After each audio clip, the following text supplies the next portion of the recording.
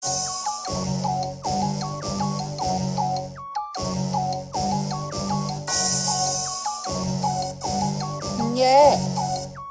I love my HBCU. And boy, I love it, love it. I love it, love it.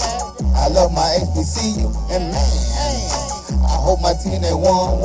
I hope my team they won. Yeah, I hope my team they won. I hope my team they won. Yeah. I tune into the HBCU Sports Lab to see if my team won or lost. If they lost, I'm quiet as a mouse. But if they won, keep tab. I'ma do the dab, yeah. Dr. Cavil, he know what he be talking about them Charles. They know what they be talking about. They can press the analytic data with the hip hop. If you know them like I know them, they gon' tell you if your team, if they won or lost, and who the ball. So listen to Professor, yes sir, and pay attention. This is Dr. Cavil inside the HBCU Sports Lab with Mike Washington and Charles Bishop. I believe we have a good one today. A lot of intrigue is out there, and we're going to have an interview to see if we can get you more information that you have requested. So we've made the call, and I believe we'll have SWAC Commissioner Dr. Charles McClelland on to answer the call, as they say. Welcome to episode 233 of Inside the HBCU Sports Lab radio show and podcast, your show that's covering the sporting HBCU dashboard, all things HBCU sports from the institutions large and small. From the NEIA to the NCAA, we share insights and information on the HBCU sports culture and HBCU athletic aesthetics to facilitate the story of HBCU athletic programs and the business of HBCU sports. I'm your host, Dr. Kenyatta Cavil, along with my co-host, Mike Washington and Charles Bishop, filming from our home studios and sending a signal live to our KSWH 1230 AM studios with the Texas Radio Hall of Famer Ralph Cooper in the beautiful home of Texas Southern University from Houston, Texas. With that, let me jump right to it. Mike, how you doing? I'm just good, Doc. Hearing some good news coming out. Can't wait to get started in the show. Charles, what do you have to say? Doing well. Tonight's a sport code night. I think somebody's already pointed it out. Donnie the sport codes, right? Exactly. Well, looking forward to it. Looking forward to getting into this chat this evening and looking at some basketball action coming up this weekend. Hey, man, the professors are in the building. It's time for the lecture. Let's get it on. Let's get it on. Absolutely, absolutely. With that being said, let me stay with you, Charles, in terms of what is some of the news that's hot out there. Obviously, we talked about the SWAC news, and we'll get more into that. So outside of that, what is hot and heavy for you right now? Yeah, huge news coming out of Jackson today. Shedeur Sanders lands an NIL deal with Gatorade, and he thus becomes the first HBCU athlete to join the Gatorade lineup. A lineup that includes the likes of Serena Williams, J.J. Watt, Zion Williamson, Trevor Lawrence, DK Metcalf, Candace Parker, and Jason Tatum. So the great commercial that came out with regards to Shedeur and Gatorade. Check it out on YouTube. Especially let me on YouTube page. Mm-hmm.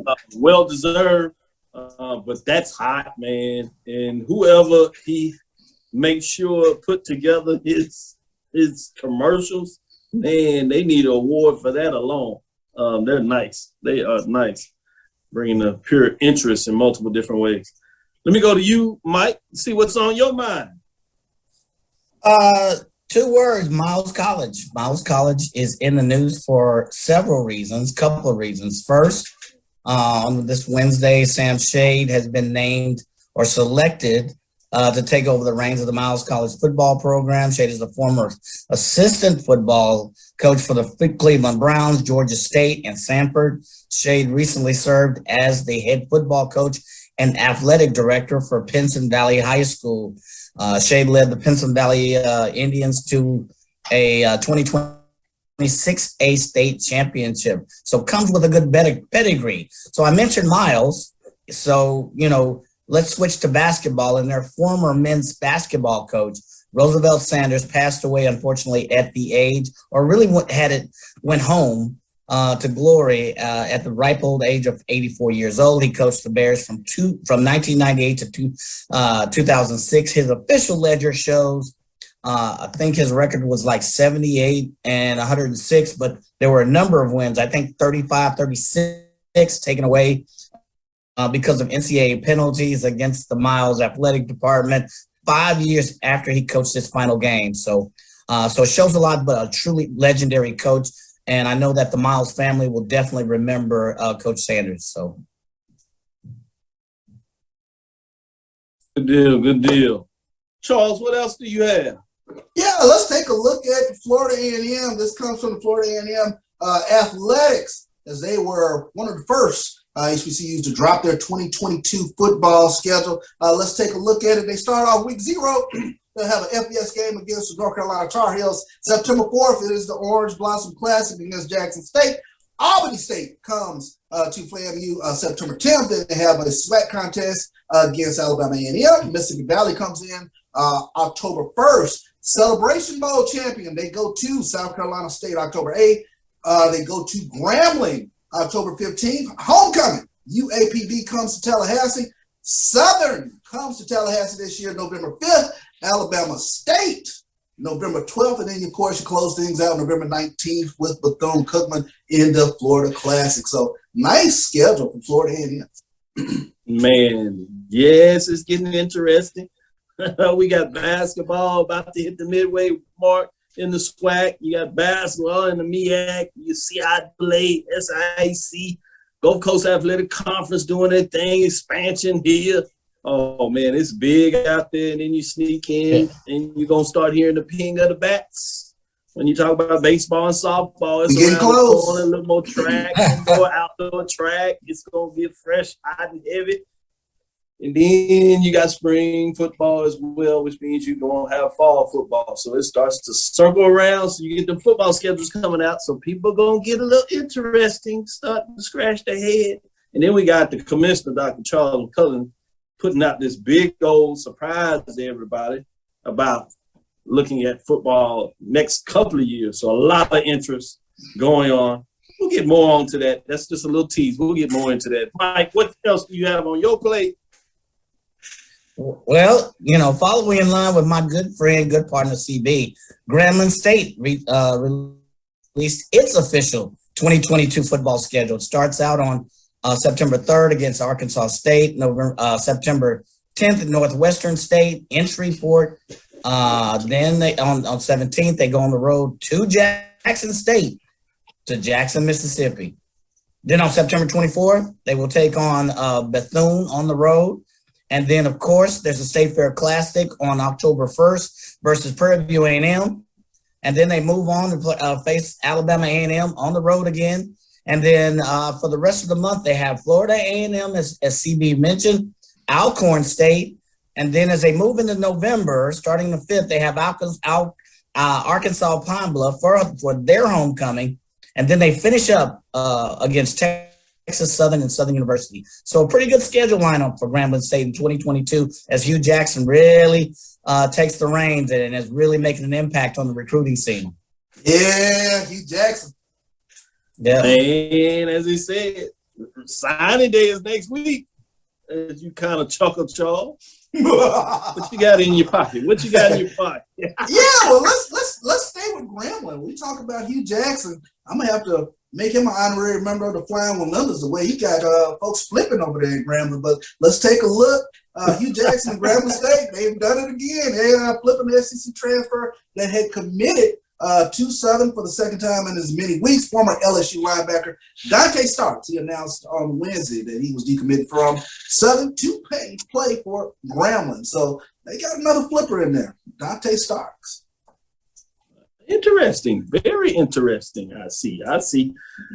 Well, let me go back to you, Mike, before we get into this break. I think we're going to get in here a little early and see if we can get this interview going. I know people are anticipating and waiting, so we're going to see if we can and do just that. But I do want to go back to you, Mike, and let you get some other news. I know you have some other things that you want to get out there before we get into this first break. So one that's near and dear to my heart, you may have seen the preview of March, Prairie View's documentary on CW39. Catch the second episode this Sunday. I believe it's 8 p.m. Central Time. I know this may sound redundant because I also covered this on 1876 Sports and Culture, but make sure you check out all of the aspects of some of the band students, band directors, and of the program in and of itself. I think the documentary does a great job of covering not only the band itself, but the rigorous schedule. It truly is a marching sports event. So, not only great information, Mike, but you're learning, Professor. Nice plug. Nice way to slide that plug in there. I saw that. You see that, Charles? I saw that. I saw the emphasis he put in there. We might give you an A- for that. That was pretty good. With that, let's take our first break, early break. This is Dr. Bill inside the HBCU Sports Lab. We're going to go into the second quarter. We got that timeout. We're going to come back and give you a little more of the first quarter. Then we're going to get into the second quarter. We're going to phase it out. So stick with us. We'll be right back, and we'll have a nice surprise on the other side. Are you ready? Oh, that spin class was brutal. Well, you can try using the Buick's massaging seat. Ooh, yeah, that's nice. Can I use Apple CarPlay to put some music on? Sure, it's wireless. It's something we all like. Okay, hold on. What's your Buick's Wi-Fi password? Buick Envision 2021. Oh, you should pick something stronger. That's really predictable. That's a really tight spot. Don't worry, I used to hate parallel parking. Me too. Hey. Really outdid yourself. Yes, we did. The all-new Buick Envision, an SUV built around you, all of you. Since 2002, Empowerment Resources, Inc., a nonprofit organization, has empowered more than 1,500 youth and adults in Duval and surrounding counties through its programs Journey into Womanhood, Girls Mentoring, Life Skills for Teens, and Parenting Education Coaching. To get involved with programs, volunteer, or donate, visit www.empowermentresourcesinc.org. Follow us on social media, facebook.com/empowerment.resources and instagram.com/empowermentJAX. It's never too early to plant the seed, to share the tradition, and instill a sense of pride in your HBCU with your little ones. HBCU Pride Joy Children's Boutique helps you share your school spirit with a wide selection of adorable kids' apparel and accessories officially licensed from your favorite HBCU. Visit hbcupridejoy.com and follow us on all social media at HBCU Pride Joy on Facebook and Twitter. The Cuvee Group is a Florida-based marketing and training consulting firm. We help businesses communicate to their target audience and engage them in conversation. We also help to expand their audiences, which will ultimately result in growth for those organizations. In addition to being a certified constant contact specialist, my colleagues and I are also certified in John Maxwell Leadership Principles. We use these proven principles to conduct workshops, training, and private coaching sessions for individuals and companies looking to take things to the next level. Contact us to schedule a free consultation. Issues today, don't delay, call Cuvee. Press the analytic data with the hip hop. If you know them like I know them, they gon' tell you if your team, if they want a lot left, and who the ball. So listen to Professor, yes sir, and pay attention as he gon' teach. This is Dr. Cavil inside the HBCU Sports Lab. As you see, we have none other than SWAC Commissioner, Dr. Charles McClelland on. So I figure we're gonna go into the lab. We're gonna really dissect and get into some meaningful questions. So I just wanted to make sure I looked appropriate. I've got my lab coat on. The other professors, Professor Washington, Professor Bishop did not get the assignment. So they're gonna start out with a F squared, and we'll see if we can rectify that back in. But all seriousness, it's a pleasure to always have Dr. Charles McClelland, the Commissioner of the Southwestern Athletic Conference. So welcome to the show again. No, thank you guys for having me. You really dropped some big news coming out of the SWAC yesterday, and a lot of interest. You know things are really going well in the conference when every time you think that you can get a break and you can get into some other conversation, it really circles back to the SWAC when you're talking about HBCU sports.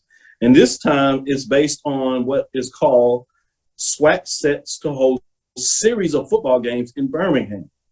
For those, most people realize this now, this is Birmingham's Legion Field. Most people are very aware of the historic nature of Legion Field. And this is a 3-year series to start things off. It will feature Jackson State and Pine Bluff in the first year, and that's 2022, and then 2023 and 2024. It will feature Jackson State, Coach Prime, Deion Sanders, Coach of the Year at the FCS level, as well as the SWAC, and Coach Eric Dooley, that is taking over the Southern program after me getting to the SWAC championship game as the head coach of Prairie A&M University. And anybody that knows the business understands the rival that exists between Jackson State and Southern, which really makes this interesting. So let me just start out the questioning in terms of how did this come to fruition? Yeah, and the title SWAC Sets to Host is probably not the best title. That was actually written by the city of Birmingham. This is actually the institution hosting their own games. So when we entered into an agreement with Birmingham 3 years ago, when I first arrived, one of the tenets of that deal was we were going to host our basketball championship. And in hosting the basketball championship, we got Fair Park Arena at no cost. So we were able to participate in the sport of basketball and actually participate in the sport of track at no cost. And we were able to maintain ticket sales. So bringing in individuals to the city and hotel night stay, that's how the city makes their money.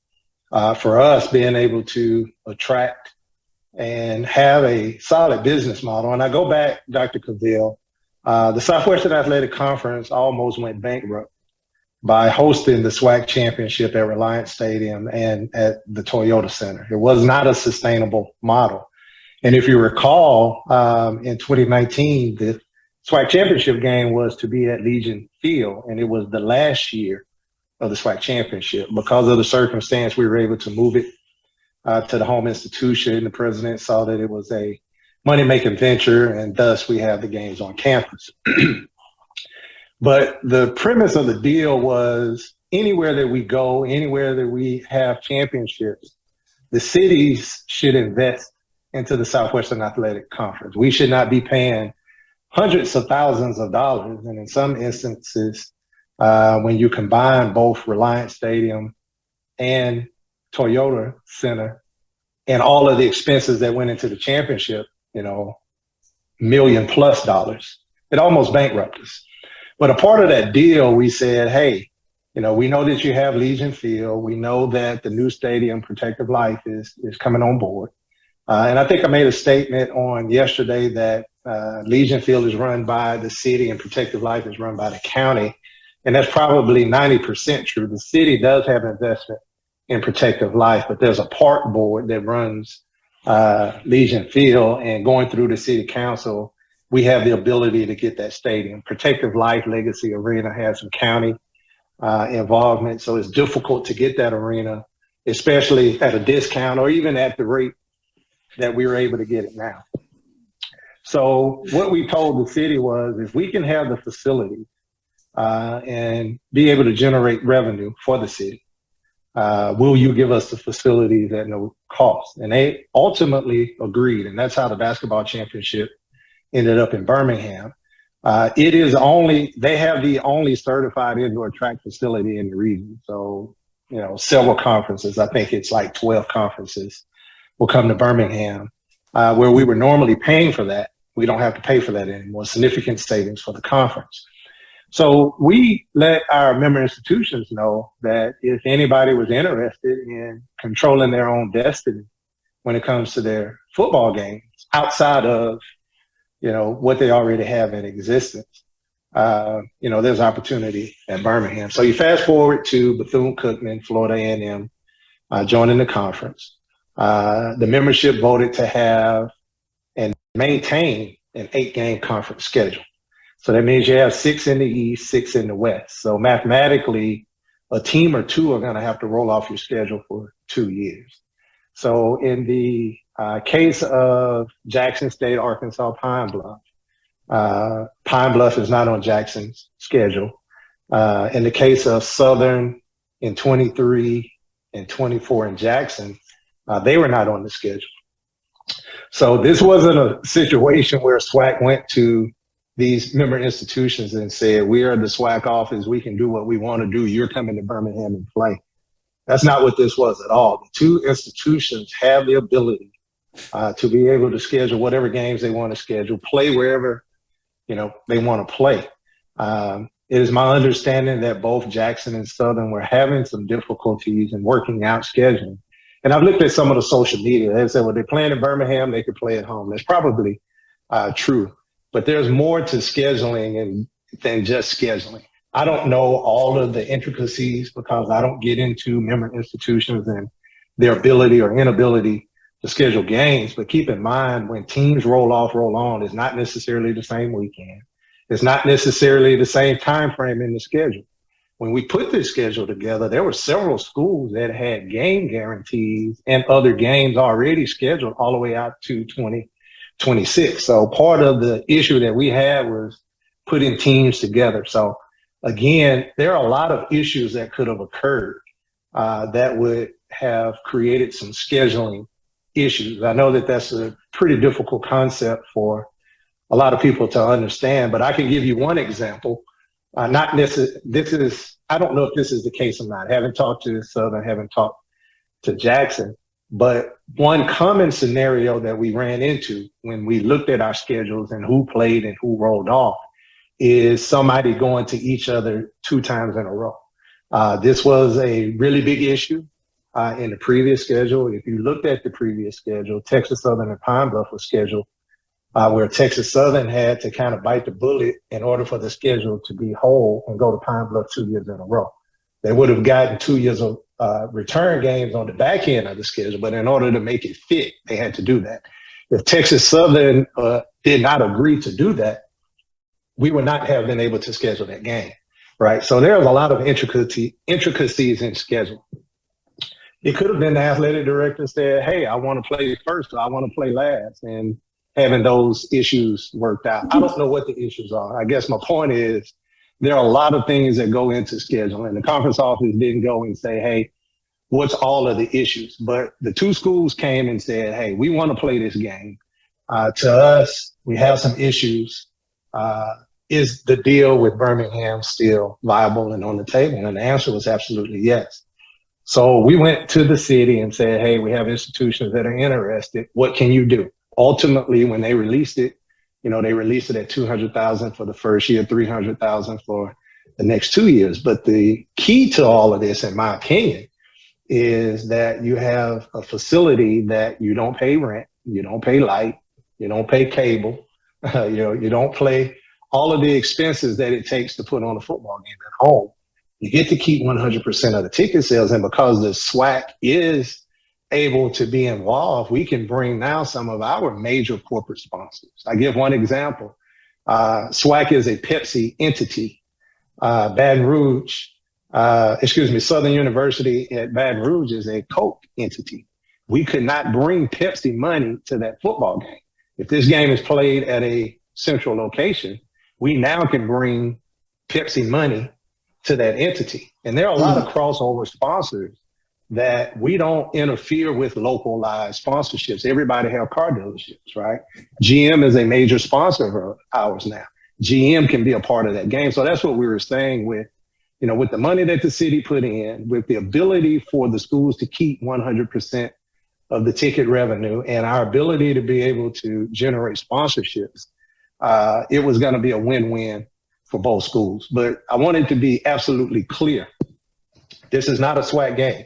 This game is owned by the institutions. It will be run for the most part by institutions. Ultimately, when I say most part, ultimately what we talked about was hiring a manager to do the things that it takes to do game day operations, not a third-party promoter, but hiring somebody that's responsible for making sure that the tickets are here and the commercials are there. That's a minimal cost.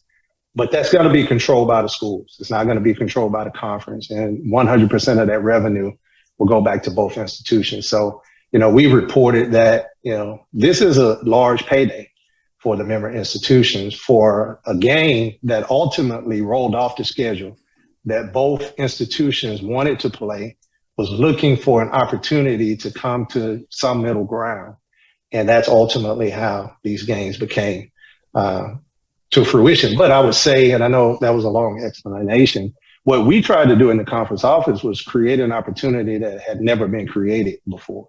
And that is for the member institutions to own the game and be able to sell the game and be able to keep the revenue. If you look at the Florida Classic, that's a model that Bethune-Cookman and Florida A&M has, but I think it's elevated when you can get a free facility, no expenses, and you're able to keep all of the revenue.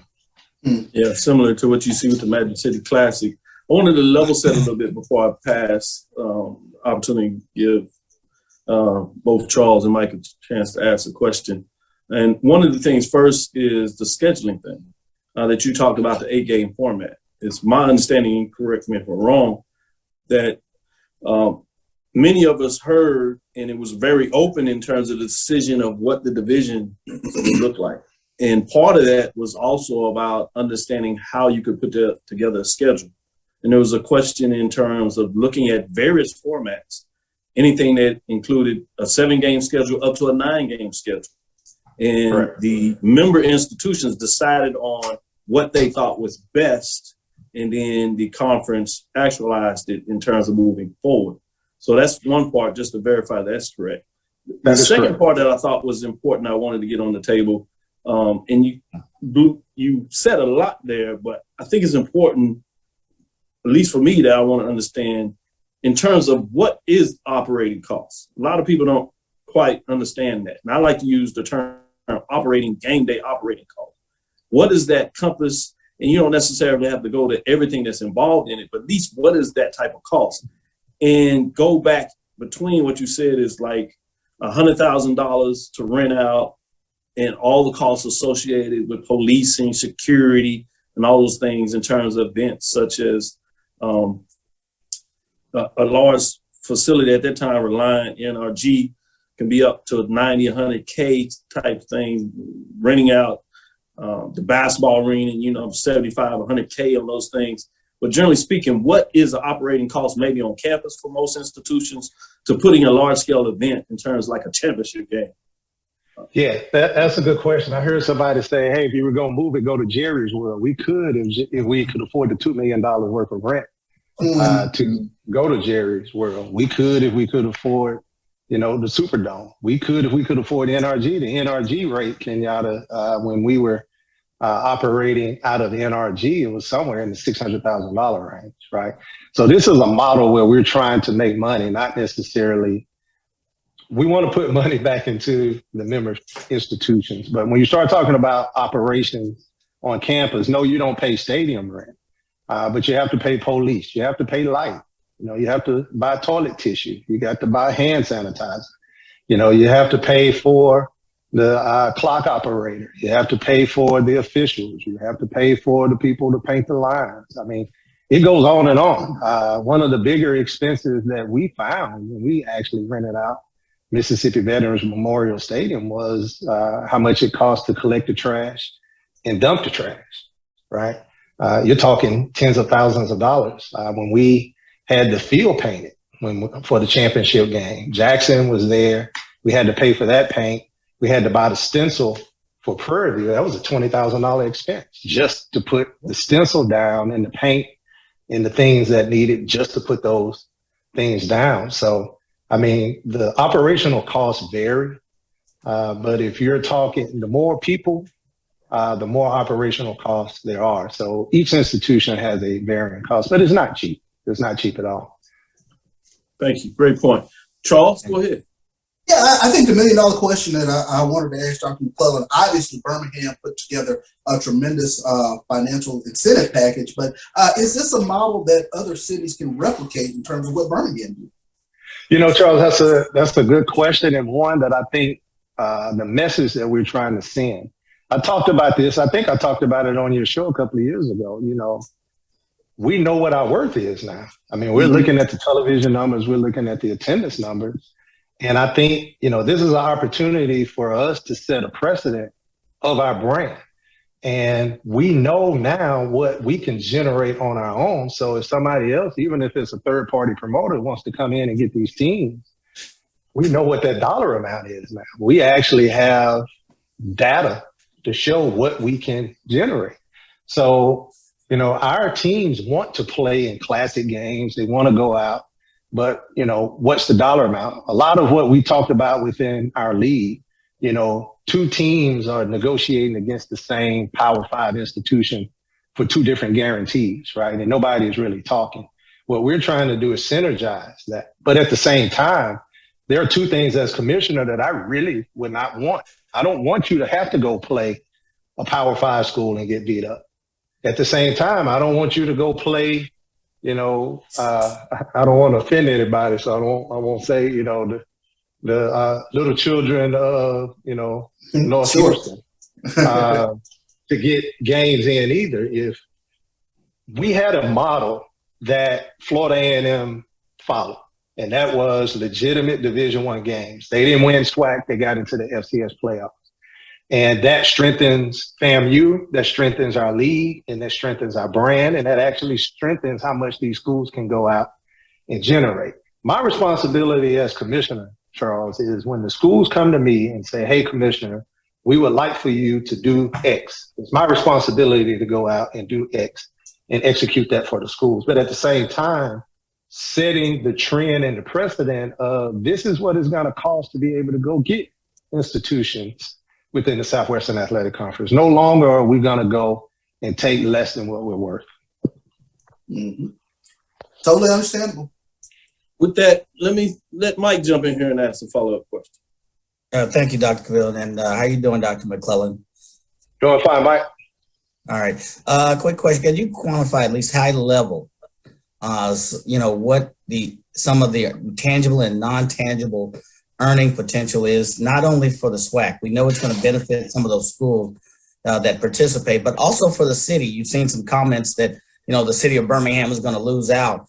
And, they're going into this, full-hearted, they had the forethought, they're owning a lot of the operating, or pretty much most of the operating costs, but there's going to be a benefit for them too. So can you share for our listeners on both sides, or, I don't want you to go into all the details, but this is truly a win-win situation. Well, Birmingham is not going to lose out. They have experts that run data points. They know what the economic impact of this game is going to be. And that is the reason why they're offering these things. And when you look at the city of Birmingham, they just announced that the USFL League is now based in Birmingham. All of the 7 teams are based in Birmingham. NCAA Regional is coming to Birmingham. They have a NBA G League team. The New Orleans Pelicans G League team is in Birmingham. So Birmingham is pretty astute. They want to be a sports city. I think what I saw, a lot of what I saw on social media was that the city of Jackson is going to lose out and the city of Baton Rouge is going to lose out. And technically that's true, this game.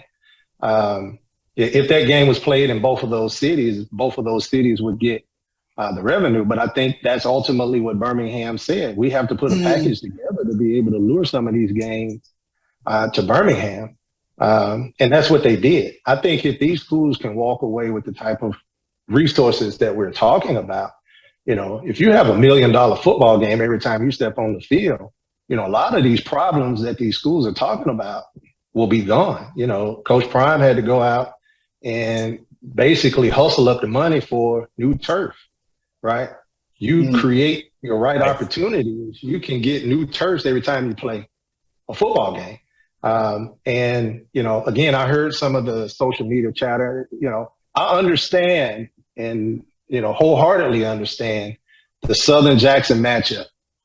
Moving that game off campus to a central location is something that the fan base had issue with. But I think that, playing the football game on campus is extremely important. But if an institution can generate $500,000 or $1 million more going somewhere else, and that's going to help them recruit student athletes, increase scholarships, buy weights, renovate locker room, all of those things that they're trying to fundraise for and they can't get it. That is the reason why they're going to play Alabama and Auburn and UCLA. Quite frankly, when they go play those games, they're not making a whole lot. I don't necessarily want to psychoanalyze everything that they do, but just keep in mind, if somebody pays you $650,000 and you have to fly the football team out and fly the band out, you're not bringing home a lot of money. And some of these third-party classes, right? The money might look good up front, but you have to fly to all of these cities and transport. In this instance, Jackson State could get on a bus, literally spend the night, go home. Southern could get on a bus, literally spend the night, eat, and go home. And I've been an athletic director. I know how much it costs to go from Houston to Alabama. It cost me for a 2-day trip about $15,000 to $17,000. So I know what it costs. And if you could pay $15,000, $17,000 and walk away with $1 million, I think that's, a good deal. And again, I know that I put figures out there. They are preliminary figures. We could have minimal attendance. We could have maximum attendance. That is the reason why the money that Birmingham put in, plus the ability for us to go and generate not localized sponsorships, but larger sponsors. And I tell you, we got our numbers from ESPN, and we looked at the viewership numbers. And I had a conversation with Coach Prime today about this because I know that he's very adamant about being on linear, and so are we. And we're making a tremendous amount of progress on expanding our linear opportunities. And they will be expanded. But we had some ESPN Plus games that outdrew games that were on ESPN2. So our fan base is following our teams. They're going to whatever platform they have to look at, and that is extremely valuable to us. And again, when we get these numbers, it raises the value of these games and these schools. And our goal is to put money back into the institution. And I'll say this, and I'll be quiet because I know I'm way past your question, because this is much bigger in my eyes than a football game. This is about our brand. This is about our history. This is about our legacy. The SWAC has been financially solvent now for 3 years. We will distribute 7 figures minimum back to the membership this year. We've never distributed that amount of money. And we were able to turn a $2 million deficit when I inherited the job. And in 2022, we right now know that we can distribute 7 figures back to our member institutions. Now, doesn't go quite as far because we have 12 versus 10, but this is the power of increasing our brand, increasing our sponsors, increasing our television package, and doing these type of things. Everybody wins when we stick together and we move forward in one direction. That's a little off topic about this game from the topic of this game, but I wanted to let you know that we all are looking at the bottom line, and that is giving revenue to our member institutions in order for them to be able to have quality programs. Yep, and there's no need to apologize. You basically answered my question. I just wanted some of our members, you've heard the chatter on social media here, that there's an evaluation process and there's selling points for both sides. So thank you for sharing that. And essentially what you're saying is you're creating a new language, if you will, to not rely on money games, if I'm not mistaken. Exactly. Well, I'm creating, or at least attempting to create, not only a new language, but a new paradigm shift, right? When you start looking at what's happening with the new Constitution, and we have the Transformational Committee, and you hear all of this chatter about the Power Five, they want more autonomy. They're probably going to get it. The Power Five is talking about separate. Let's say the Power Five does separate, and the Group of Five separate. Where does that lead to Southwestern Athletic Conference? I think it leaves us in a pretty unique position. We are a unique conference. We can play each other and get $1 million payout per game, get a SWAC championship game and get, significant amount of money and go to a bowl game. I'm not necessarily relying on the Power Five. We don't need to go play them anymore. We can create this new paradigm shift as to where this new business model will allow us to make the amount of money that we should be making by playing, And I would say this too, you didn't necessarily ask this question. A lot of athletic programs don't get an opportunity to keep their revenue. I'm not necessarily saying this is the case in these games that we have, and I'm not pointing to any one institution, But, when you look at HBCUs and when you look at the financial aspect, we get student fee. Some schools that are in states that get state money, they get state money, but that's still not enough. The rest of it is generated by internal operation transfers, designated tuition transfers, right? When they go play these game guarantees, a lot of this money goes to pay back what was given to them up front. So we'll go play a football game. You might not necessarily see that money. So when you can generate your budget and over your budget, that's money that's going back into your program. So I think it might be somewhat of a misnomer if someone says, well, we're generating X amount of dollars for the athletics program for playing this football game. There are some institutions that are generating money that's not going to the football program. It's going to some other fund. Yep. Let me ask a question that kind of stretches this out. I know we promised to get you off, but I think the dialogue is so important. If we can borrow a little more of your time and close it on something like this.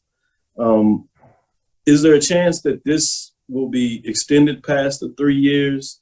And I think Charles asked part of that, could it go to a different institution? I know contractually, obviously, it can't move now to a city during this 3 years because you signed contract agreement about that. But past this, could this be extended out? Does this mean other member institutions such as FAMU could be a part of this? Prairie View as well, Grambling even, could they be a part of this if it's extended past 3 years? What does that look like? Yeah, absolutely. This is open to everyone. And I think that goes back to the original point. You see Arkansas at Pine Bluff, Jackson State, and Southern. Those were the 3 institutions that came to us to say, we want this to happen. So it's open to anybody. Again, I'm not in the business of putting on football games. I'm in the business of making financial deals that's going to be beneficial to teams. Once this deal is done, we're going to pass the football operations off to the experts to do football operations. I saw somebody talk about this must be a sweetheart deal for the SWAC. SWAC is not getting anything. I don't need anything. My responsibility is to make the budget. Everything over budget goes back to the schools. So I don't need and to your point, as you talk about you don't need anything, I don't want to break in there and interrupt it, but you talked about distributing $7 million, which is never did before. You're only doing that if you're putting money back and you're not keeping minimal costs except what it takes to operate in terms of the championships and feeding the money back to the institutions.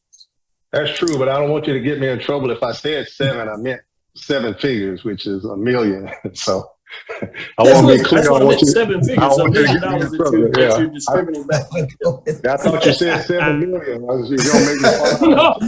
7 figures. I guess I'm gonna have to take back my tweet Chuck said. I'm already jammed up. Don't get me jammed up, anymore. But, my responsibility. No, if I did say 7, I meant 7 figures. Right. Well, my responsibility is to create revenue generating opportunities. It's the membership's responsibility to capitalize on those opportunities. I said this from day one. We're not force feeding anybody, even from a sponsorship perspective. We didn't do conference-wide sponsorships. You don't see that anymore. We have a collaborative process that if you want to engage, you can engage and you can reap, the benefits. And if you don't want to engage, that's fine too. There's still going to be money at the end if we financially do this thing correctly.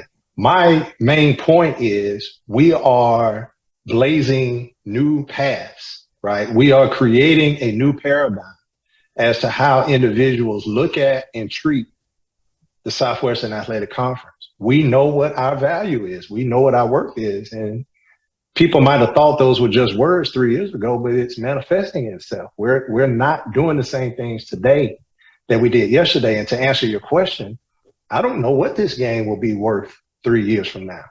I learned that lesson earlier. I'm not signing any more 5-year deals and 10-year deals, right? We're shortchanging ourselves. And I'm going to bet on the Southwestern Athletic Conference. I'm not going to bet that I'm going to sign a low rights deal for 10 years from now. We're growing exponentially. This game, if people want to participate, I think this sets a new trend, a new model. I think other cities are going to come. I think other cities have already started calling. I've had people that, somebody posted the SWAC phone roster and they started calling the phones yesterday until they got the information about, what the actual, circumstances where they ultimately, stopped calling. But we had some people calling, trying to reserve suites for the game 2 years from now. So it wasn't all bad. There were people that were actually, interested in trying to talk about, hey, I want to be a part of this. Right, yeah. I'm mad, but I need to get my suite before somebody else. So, I do want to ask you this, as we up on the time. I did want to ask you this, seriousness. How challenging does this make it, as you see the model with conference training, as we like to call it? How challenging does it make it in terms if teams have interest in the SWAC in terms of expansion? How challenging now in terms of the revenue? And as you said, you got to find a way to bring more revenue for teams to look at accepting new members because you're spreading it out and it continues to cut up. So how challenging does it make to look at schools that may have an interest now in the SWAC? So that's why he put on that coat, gentlemen. That's a PhD question. He's trying to with an expansion question. I've been reading all your blogs. I'm gonna avoid that one. The one thing that I got him. I finally got what he said. I can't answer it right now. That's good. Well, the one thing that I will say, it is the responsibility of the commissioner to continue to generate revenue for our membership. And we are 100% dedicated in doing so. I can tell you we're not looking to expand. I said that very clearly. I said that clearly when we had the opportunity for FAMU and Bethune-Cookman, and that was, in my opinion, like I said, Christmas in July. It is not on our radar to expand. It's on our radar to grow and strengthen the Southwestern Athletic Conference. But, we're not going to sit back and just let, revenue go by. We're going to create unique and innovative ways. And my responsibility is to grow. I firmly believe in 5 years that the Southwestern Athletic Conference could be a 25 million to 30 million revenue generating conference. And I'm saying this with real data, real conversations. This is just not, pie in the sky. And we are close. We are extremely close. And I go back to, my role and responsibility was to elevate the conference from a financial standpoint, make them vibrant. And it's a group effort.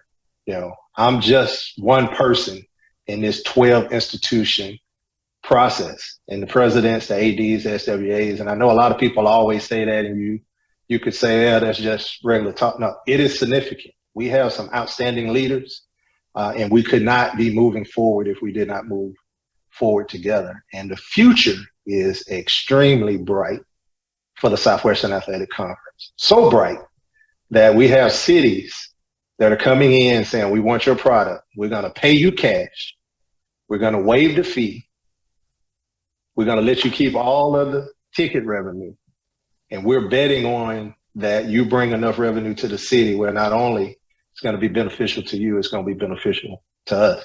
Birmingham blazed the path, and I know other cities are going to do so. But, you're going to have to pay the price. We're not going to come to your city and give you all of the money. You're going to have to go back. And I'm saying that to those posters that were saying, go to Jerry's World. Jerry's World isn't going to give us a break, right? Jerry World is not going to give the deal that we got at the city council here on Monday. And at the end of the day, I've always said this: if you don't want to play, if you don't want to be a part of the deal, it's your choice. Nobody's forcing anybody to do anything. We're just trying to blaze a new path to where individuals can make more money than they've ever been able to make on these types of football games. Instead of going to get your head beat in or not making any money and paying to bring in an NAIA school, some of these games are not profitable, but they need games just to be able to go play the game guarantee. So I got to go play Alabama and get beat. So I'm going to have to take some of that money to bring in Charles McClelland Little League team just to, ease it off. That hurts the conference. That hurts our ratings. That hurts everything. Why not create opportunities where we can keep the revenue in-house and not be worried about what the other people in other conferences are doing? You heard it here. I think it's a great place to leave it. Appreciate the extended time. This is Dr. Cavill's Inside the HBCU Sports Lab with Mike Watson and Charles Bishop. You heard it from the commissioner of the SWAC, Dr. Charles McClelland. You put out those numbers and you thought your phone was lighting up with everybody calling you. Now you're going to have some of these other athletic directors and presidents calling you in terms of they want a piece of that too. So you might have made it even more challenging to put that number out there. But it's a good problem to have. With that being said, on all serious notes, we appreciate you, appreciate the work you're doing, appreciate you sharing the insight in terms of being an open place where we can get this information. With that, we'll go into our commercial break. We'll be right back after this break. Nope. Nope. Come on, him? Ooh, I like him.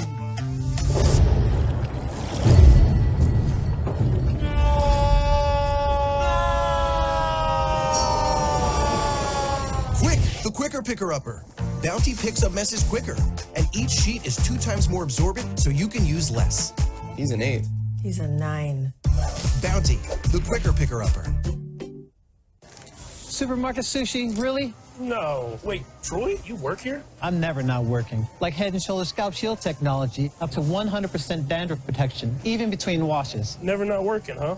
Oh, Troy, you're such a good teacher. Yeah, I know. Never not working. Never not working. Never ever not working. Are you serious? Never not working. Dandruff protection that's never not working. Head & Shoulders Scalp Shield technology. Maureen is saving big holiday shopping at Amazon. So now she's free to become Maureen the Merrier. Food is her love language. And she really loves her grandson. Like really loves. From novice to aficionado, find yourself here. High quality cigars plus personal customer service. Slow Burn is Waco's only mobile cigar lounge, featuring a meticulous, curated collection of premium cigars. Visit our website, www.slowburnwaco.com. That's www.slowburnwaco.com. Are you hungry for authentic Caribbean food like jerk chicken, oxtail, red snapper, shrimp, tofu, and rasta pasta? Well, find your way over to Mango's Caribbean Restaurant, 180 Auburn Avenue, right next to Royal Peacock in downtown Atlanta. Them belly full, but we hungry. Mango's Caribbean Restaurant, open daily from 11 a.m. to 10 p.m. And on Friday and Saturday, we're open till 4 a.m. Come to Mango's and put some spice in your life. Oh, we've got a good thing going. Mango's Caribbean Restaurant, 180 Auburn Avenue, right next to Royal Peacock in downtown Atlanta. For more info or directions, call 404-698-3992 or log on to mangoscaribbeanrestaurant.com. For instant coupons, text MANGOS to 313131. Tell your mama hungry, papa hungry, brother hungry. Mango's Caribbean Restaurant, authentic Caribbean cuisines. Press the analytic data with your hip hop. If you know them like I know them, they gon' tell you if your team, if they wanna law and who the ball. So listen to Professor, yes sir, and pay attention as he gon' teach a lesson. This is Dr. Cavil with Inside the HBCU Sports Lab. We got a special edition. We got our second interview. We wanted to move from conference operation in terms of a new event that is on the horizon on the basketball side of what this looks like. It's called the Bridge Builder Classic, HBCU basketball experience, and it's brought to you by Mr. Kevin Ball. He is the event manager of the Bridge Builder Classic. He has an HBCU background connection in terms of his Bachelor of Science degree obtained from Alabama A&M University. Go Bulldogs, as they like There you to go. say around those parts. Business administration, coming out of Memphis. This game will feature, this weekend will feature at 5 o'clock Jackson State, Grambling State University, 7 o'clock Bethune-Cookman and Alabama State. So with that, as we get into this, talk a little bit about how this came to being, and obviously this game is Saturday the 29th. It's at the University of South Alabama's Center in Mobile, Alabama. Why this event? Hey, I really appreciate this opportunity to talk to you about it. We're very, very excited about this inaugural event because here in the Gulf Coast, and specifically right here in Mobile, Alabama, we are HBCU enthusiasts.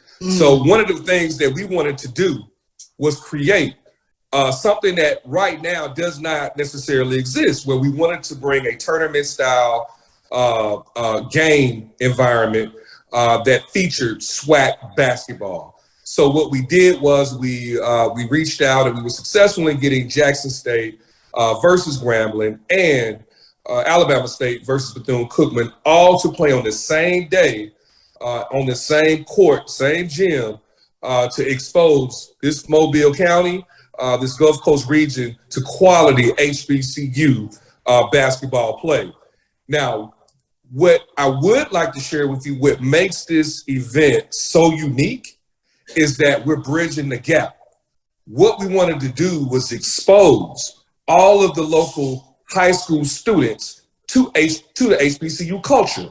So what we did was we scheduled 3 of the local basketball high schools to play before the actual HBCU game started. So it's a full day of basketball.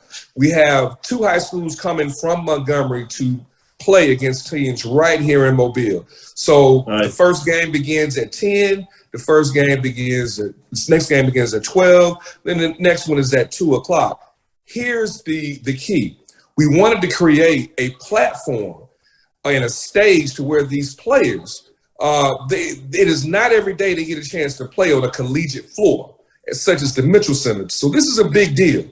And to have them play on the same court as these HBCU colleges, we're trying to expose not only these players, but all of the students who come and support these high schools to HBCUs. So we're trying to bridge the gap to expose all of the local high school potential students to HBCUs. And in my opinion, that exposure is immeasurable. Great points you're making. It sounds like a tremendous event. Let me let Charles jump here and ask a follow-up question. Well, you touched on Mobile being a huge HBCU center, and when you take a look at the number of players that come out of that Mobile area, going all throughout the conference, talk about the city itself and how it became such a huge HBCU cultural center, because Mobile is just to not be a SWAC city per se, has always sent players throughout all sorts of sports throughout the conference. Well, you know, anybody knows there's so much talent right here in Mobile, whether it's football, basketball, or baseball, from our African-American high schools and students here. I mean, the breeding ground is just rich. You know, Nick Saban ain't down here every other month for no reason at all, you know, so there's a lot of talent here. So, you know, if Nick Saban can recruit down here, why can't Alabama A&M or Jackson State and or, you know, Alabama State? So the key is this city is recognized as having rich talent. Now, to answer your question, you know, since we have established classics long ago, because see, Mobile is no stranger to HBCU football, because we had the Gulf Coast Classic that featured Alabama State and Southern many years ago. And we've had a few other classics that were established after that. But currently we have the Gulf Coast Challenge, which features Alabama A&M versus Jackson State that's coming up. So I think with the football being ingrained here, what we wanted to do was expose basketball, because HBCU has just as quality basketball programs as they do football. And that's what we wanted to expose this city to. And the city is actually embracing it. The energy level and enthusiasm level, and most importantly, the interest level, oh man, this week has really, really been high and great. So I did want to share that with you about here in the city of Mobile. Awesome. I think the intersection that you have of the high school games on the same day, the same floor, the same place, with the action of the HBCU college games that evening is unique and has the opportunity to really work. Mike, let me let you get in here and ask this final question. Yeah, Kevin, a tremendous event. When did you first get this vision? How long did it take to put it together? And where do you see this ultimately growing to 2-3 years down the line? So the vision came about last year as the Gulf Coast Challenge, the football game. It just grew immeasurably from year one. The first game was back in 2018, and I was just so impressed and proud of the support that the HBCUs got with surrounding football. So we said, well, why not extend that to basketball? So that process started over a year ago and said, how can we create this? But if we did it, we wanted to do it in a unique way. And that's the reason why this whole national effort, as it should be, is to expose the country to HBCUs. And that's the reason, this is our way of trying to expose those students. Now, to answer your question, also, where we see this going is we would love to see this be as big and probably bigger than what you see the CIA over on the East Coast. We want this to be representative for the SWAC representation of that event. And so we anticipate eventually it being a week-long worth. We'll have ancillary events leading up to this game, where we'll have college career fairs, where we'll have even some business networking reception opportunities, and to mix the corporate world with the HBCU community, if you're following where I'm going. So eventually where we see this is to be larger than what they're doing at CIA. And if I could just share with you one last comment, the other thing that's unique to this situation and why I think that we're going to grow in year two, even bigger than what we're doing in year one, is the fact of the battle of the bands that we're doing right inside the Mitchell Center. When you have Jackson State versus Alabama State, where you're going to have a drum major challenge, then you have a drum line battle. Those are two things when band heads, and even if you're not a band head, who don't want to see that matchup with the drum majors are going against one another, and those drum lines are battling as well as just all of the music that these collegiate bands are going to be playing in the arena. So the house is going to be rocking. So it's not going to take long for the word to get out that this is an exciting game. This is something that you're not going to want to be missed. And it's going to be high energy from as soon as you walk in till when you leave. Great point. Last thing I have for you, I'd be remiss if I didn't give you a chance to let people know that haven't already got their tickets and things of that nature. Where can they get more information and where can they get tickets? Absolutely. They could definitely go to our website, www.bridgebuilderclassic.com. And again, that's www.bridgebuilderclassic.com, where you can get your tickets in advance. We have a single entry pass, which is $15. And then we have a day pass, which is $30, where you can come and go all day if you choose. Because again, we start at 10 a.m. We're going all the way to the last game is done, 9 or 10 o'clock that night. So you can go to the website or walk up and just purchase your ticket that way as well. Well, I appreciate your time, Kevin Ball. I wish you the best of luck. This sounds like a great event, and we'll be in contact with you to see how we can continue to support. Like to see about, is this game going to be streamed or anything like that at this point? Actually, it is. It is. It's going to be streamed by a company website called Balling Down South. It will be streamed on Balling, Ballin, Down South. Got it. Great information. Appreciate your time. We look forward to chopping it up with you and wish you the best of luck. This is Dr. Bill's Inside the HBCU Sports Lab. We're going to take this last break and we'll be right back to close out the show. For 200 years, Montgomery, Alabama has been making history by people who had the courage to stand up for change. Today, this riverfront city has been reborn, embracing the past and looking forward to the future. From the National Memorial for Peace and Justice to the stage of the Alabama Shakespeare Festival, this is where history was and is made. We are proud to call Montgomery home, and together, we can be the change. Charmin Ultra Soft has so much cushiony softness, it's hard for your family to remember they can use less. Sweet pillows of softness. This is soft. Holy Charmin. Oh, excuse me. Roll it back, everybody. Sorry. Charmin Ultra Soft is so cushiony soft, you'll want more. But it's so absorbent, you can use less. So it's always worth it. Now, what did we learn about using less? You gotta roll it back, everybody. We all go. Why not enjoy the go with Charmin? From novice to aficionado, find yourself here. High-quality cigars plus personal customer service with Slow Burn. Visit our website, www.slowburnwaco.com. Slow Burn is Waco's only mobile cigar lounge featuring a meticulous, curated collection of premium cigars. It's more than a mobile lounge. It's an environment and an experience rich in history, luxury, and personality. An elegant extension of any celebration occasion. It's the perfect escape and meeting place, a space where you can relax or enjoy a shared passion. Have Slow Burn plan your next big event, or before you are planning to celebrate your win over your athletic rival, you can shop our collections at www.slowburnwaco.com. But if they want to tab, I'ma do the dab, yeah.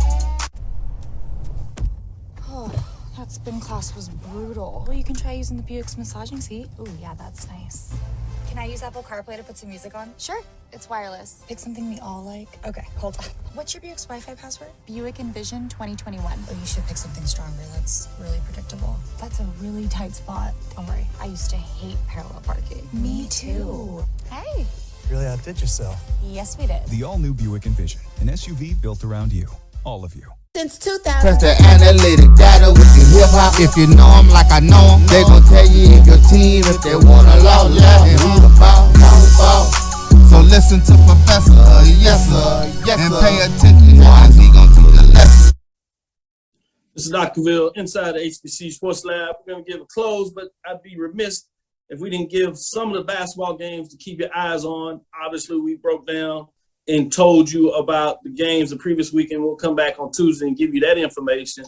But some of the big matches out there that you want to keep your eyes on in terms of Saturday is South Carolina Upstate is on the road at North Carolina A&T. Hampton is on the road at Charleston Southern in terms of the Big South matchups in terms of the men. And then when you go to the OVC, you got a game tonight.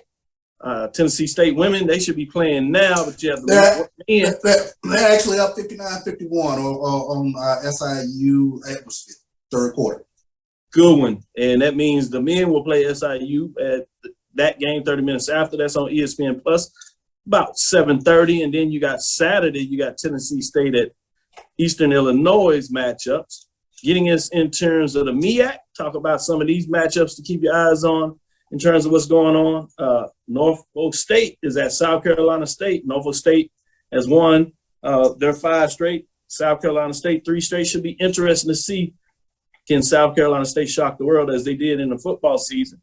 Howard at North Carolina Central, Maryland Eastern Shore at Coppin State, Delaware State and Morgan State.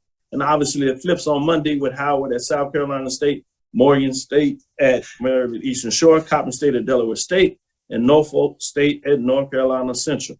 Going to the SWAC, this will culminate in terms of ending the first half, where you would have the teams having 9 games in the books after Monday. So let's see what's going on here. Some intriguing matchups, rivalry games, some big matchups. Saturday, Southern at Alcorn State. Both teams have been playing really well all the first part of the season and even previous to that. So it's interesting to see what this looks like.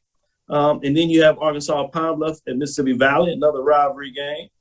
And then you have Florida A&M on the road at Alabama A&M. The Ag schools get into the action.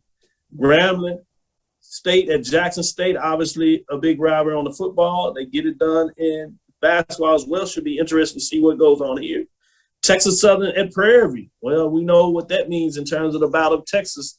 That big boot is on the line. And then Bethune-Cookman at Alabama State. So on Monday, you have 4 games which feature Bethune-Cookman at Alabama A&M. Southern at Jackson State. Should be fascinating, at least both on the men's and women's side, just because of the rivalries, particularly on the women's side, with both teams playing really well. This is one we want to keep our eyes on. Grambling at Alcorn, rivalry as well. Then you have Florida A&M and Alabama State. That should be interesting because that's a game that could become a big rivalry in terms of the vicinity of those schools. So those are the ones that we wanted to keep your eyes on, keep you up to date what's going on. And obviously we talked about the Bridge Builder Classic in those games. That'll be fascinating. Stay with my JBN, my BCSN. You know where you can go get the game. You might be able to get it here. Don't be surprised if we find a way in the mix. But keep your eyes on what's going on and download my JBN, my BCSN. Keep it right here because you know we want to build it. With that being said, that will do it for the lab today. Great job. Hold on, one thing, Doc. What'd you say? One thing. Want to give Talladega's men some love. They're number 2 in NAIA. Oh, yeah. Great one. Great shine that you put up there. Don't want to forget those matchups in the CIAA SIAC in terms of what's going on there. We showed some love in the terms of the Gold Coast Athletic Conference with Dr. Kiki Baker-Barnes in terms of the expansion news she had earlier this week, and then you have Talladega bringing in there as well. So it should be fascinating to talk about what's going on there. That'll do it for us. Thank you for listening to Inside the HBCU Sports Lab. Make sure you share our podcast with your friends and colleagues. Thank you for all the lab listeners. I am Dr. Kenyatta Cavil, the Dean of HBCU Sports, coming from inside the lab in the College of HBCU Sports with Mike Washington, Charles Bishop. Coming to a close with the lecture. Hope you got your fill today. Great interviews, great information. As you said you wanted, we brought it to you. Again, we want to thank you for listening to Dr. Mills Inside the HBCU Sports Lab. Mike Washington, Charles Bishop, every Tuesday and Thursday, 6 o'clock. Shout out to Roy behind the scene, getting us going and making sure we can transition and making all this work. We look forward to next week as we discuss the latest news in the lab. Follow me, Dr. Kenyatta Cavil, DrKenyatta Cavil on Twitter, Facebook, and Instagram. You know where you get the exclusive interviews. Inside the HBCU Sports Lab 1 on Twitter, Facebook, and YouTube. That's Inside the HBCU Sports Lab. Dream big. Continue to move forward. We will talk with you soon. Charles. Of course. Mike. Lecture. Dismiss.